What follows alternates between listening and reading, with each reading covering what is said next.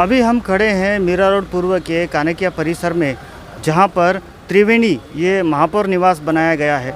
2007 में महापौर बनी निर्मला सावले के हाथों इस महापौर निवास का उद्घाटन किया गया था और महापौर इस निवास में रहने के लिए चली गई थी।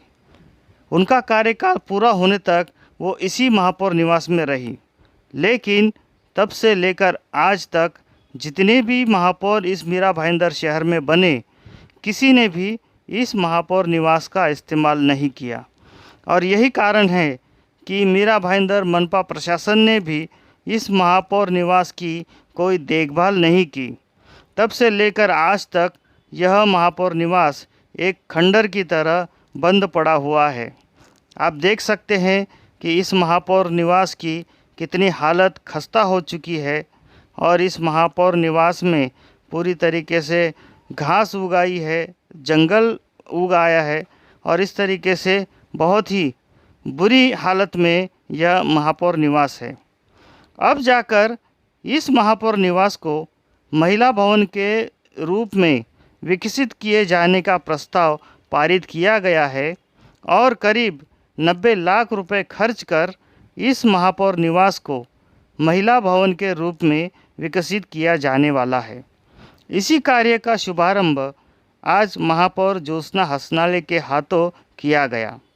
इस अवसर पर उप महापौर हसमुख गहलोत, स्थायी समिति के सभापति दिनेश जैन, सभागृह नेता प्रशांत दलवी, महिला बाल कल्याण समिति की सभापति वंदना पाटिल के साथ साथ स्थानिक नगर सेवक, नगर सेविकाएं और भाजपा के अनेक कार्यकर्ता पदाधिकारी विशेष रूप से उपस्थित रहे।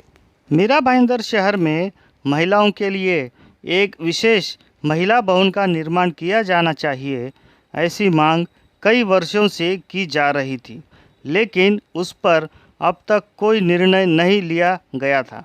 आखिरकार इस बंद पड़े महापौर निवास को ही महिला भवन के रूप में विकसित किए जाने का प्रस्ताव महासभा में पारित किया गया और उसकी स्थायी समिति में मंजूरी मिलने के बाद अब 90 लाख रुपए की लागत से जनरल फंड से इस महापौर निवास को अब महिला भवन के रूप में विकसित किया जाएगा।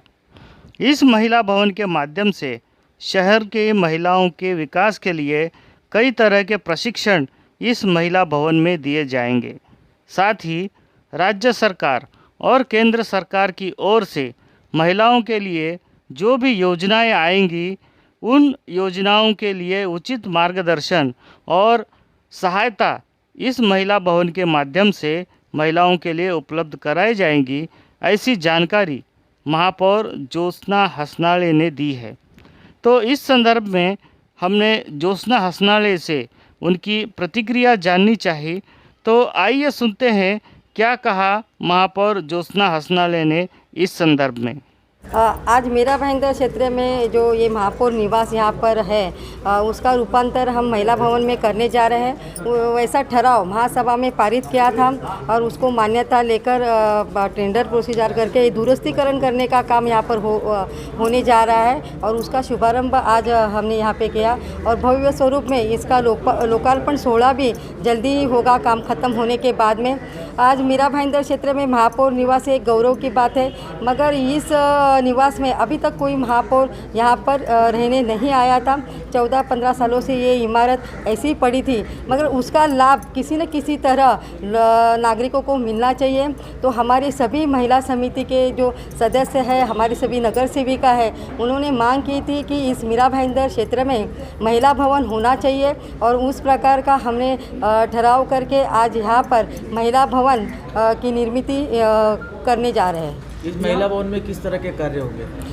इस महिला भवन में विशेष रूप से बचत गट का कार्य विकसित होगा, उसी प्रकार महिला प्रशिक्षण का कार्य होगा, उसी प्रकार मीरा भाईंदर महानगर पालिका, केंद्र शासन, महाराष्ट्र शासन की जो भी योजनाएं हैं वो यहाँ पर महिलाओं तक पहुँचाई जाएगी, क्योंकि करोड़ों रुपया राज्य शासन तथा केंद्र शासन महिलाओं के लिए करते हैं, मगर उसका सही तरह से महिलाओं को लाभ नहीं मिलता है। मैं सोचती हूँ, मैं चाहती हूँ, हमारी सभी महिला नगर सेविका भी चाहती है कि जितनी भी हमारे मीरा भाईंदर की महिला हैं उनको स्वयं रोजगार मिलना चाहिए, उनको लघु उद्योग मिलना चाहिए। सभी महिला हमारी प्रशिक्षित होनी चाहिए, उसके लिए एक केंद्र होना आवश्यक है और आज ये केंद्र यहाँ पर होने जा रहा है। अगर ये इस केंद्र का लाभ हमारी सभी महिलाओं ने लिया तो एक भव्य दिव्य स्वरूप का नया महिला भवन भी हम करने का सभी नगर सेवकों की ओर से करने का मानस हमारा है।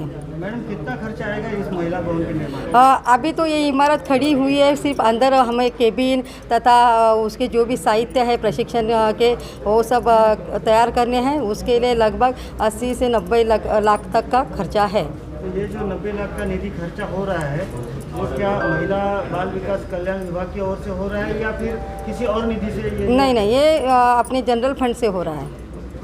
Thank you. मीरा भाईंदर शहर की विधायिका गीता जैन भी एक महिला है, इसीलिए हमने इस महिला भवन के संदर्भ में उनसे भी बातचीत की। आइए सुनते हैं क्या कहा उन्होंने।